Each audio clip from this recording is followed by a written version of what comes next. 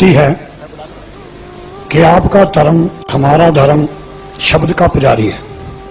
आप कुरान को, हम गुरु ग्रंथ साहब को शब्द को मानते हैं और आपके ही धर्म में कुछ एक मूर्ति पूजा का भी जो विधान है नहीं है, परंतु कुछ एक आदमी ये मूर्ति नहीं बनाई कि उसकी कब्र के रूप में जो है मजार के रूप में उसको मान्यता दे दी।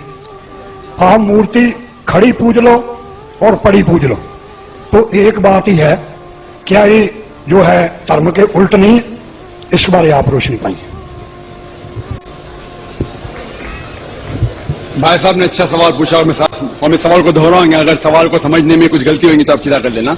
भाई साहब ने पूछा कि बुत परस्ती गलत है, उनके मजहब में भी गलत है, हमारे मजहब में भी गलत है। आप बुत को उल्टा पूजो या सीधा पूजो, तो मजहब को पूजना सही है क्या नहीं, वो आपका सवाल था। मजार पे जाना सही है क्या गलत है? भाई साहब ने बहुत अच्छा सवाल पूछा। इसीलिए मैं कहता हूं कि इस्लाम को जानने के लिए मुसलमान को मत देखो, कुरान और हदीस को देखो। कुरान में कहीं भी नहीं लिखा हुआ है कि मजार बनाओ। यहां तक कि अल्लाह के रसूल मोहम्मद सल्लल्लाहु अलैहि वसल्लम ने कहा कि कोई भी कब्र पक्की नहीं होना चाहिए, अगर पक्की है तो उसको जमीन से नष्ट करना चाहिए। सही बुखारी की हदीस है कि अगर कोई कब्र पक्की है तो उसे जमीन के लेवल पे लेके आना चाहिए। मजार को पूजना गलत है, हराम है। मैं जानता हूं कि कई मुसलमान अनजाने में इल्म की कमजोरी की वजह से वो मजार पे जाते हैं, और मेरा ये कहना है कि बहुत सा कल्चर जो है, ये कल्चर हमारे जिंदगी में आ जाता है। और हमारे बाप दादा पहले कहीं ना कहीं हिंदू तो होंगे, तो हमारे बाप दादा जाते थे मंदिर, तो अभी जा रहे हैं मजार में, आस्ते आस्ते तब्दीली आ रही।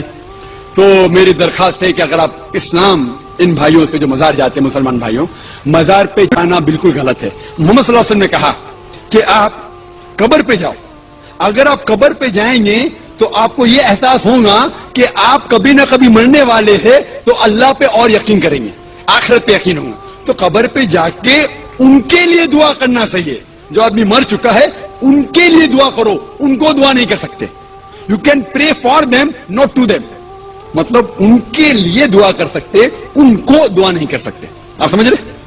वो बेचारा शख्स मर गया है, अच्छा शख्स था, उसके लिए दुआ कर सकते, अल्लाह उसे जन्नत फिरदौस दे, उन्हें नियामत दे, उन्हें माफ करे, वो तक ठीक है।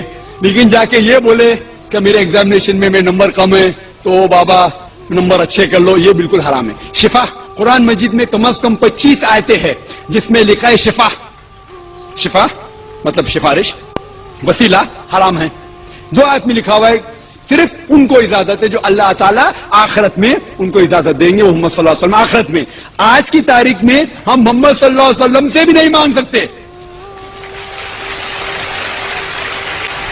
बाकी लोग को तो छोड़ो, संत और बाकी बाबा लोग को छोड़ो, मोहम्मद सल्लल्लाहु अलैहि वसल्लम को भी मानना हमारे लिए हराम है। जो शख्स मर चुका है हम उन्हें इज्जत करते हैं, मोहम्मद सल्लल्लाहु अलैहि वसल्लम से मोहब्बत करते हैं, उनसे प्यार करते हैं, लेकिन उनकी पूजा नहीं करते, उनकी इबादत नहीं करते। इबादत सिर्फ अल्लाह की है।